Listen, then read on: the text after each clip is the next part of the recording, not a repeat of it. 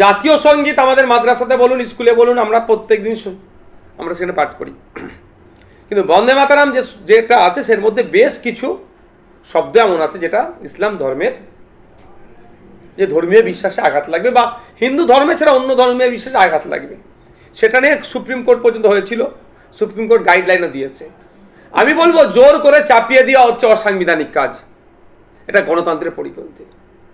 হ্যাঁ, রিকোয়েস্ট করা যেতে পারে যে আপনি এটা চালাতে পারেন, যেটা কেন্দ্র সরকারের স্বরাষ্ট্র দপ্তরের নোটিফিকেশন ছিল। এখন একদিন অন স্টেপ এগিয়ে গিয়ে এ কথা বলছে। তবে বলি একটা কথা, সুপ্রিম কোর্টের তাহলে এই অর্ডারটাকে রাজ্য সরকার মানছে না।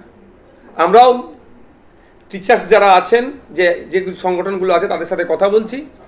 যদি এটা জোর জবরদস্তি করা হয়, চাপিয়ে দেওয়া হয়, অসাংবিধানিক কার্যকলাপ করা হয়, একটা নির্দিষ্ট ধর্মীয় কিছু রীতিনীতি বা শ্লোক অন্য ধর্মের উপরে চাপিয়ে দেওয়া হয়, এটা সংবিধান বহির্ভূত। এটাকে চ্যালেঞ্জ করা হবে, আইনের মাধ্যমে এটাকে রোখা হবে।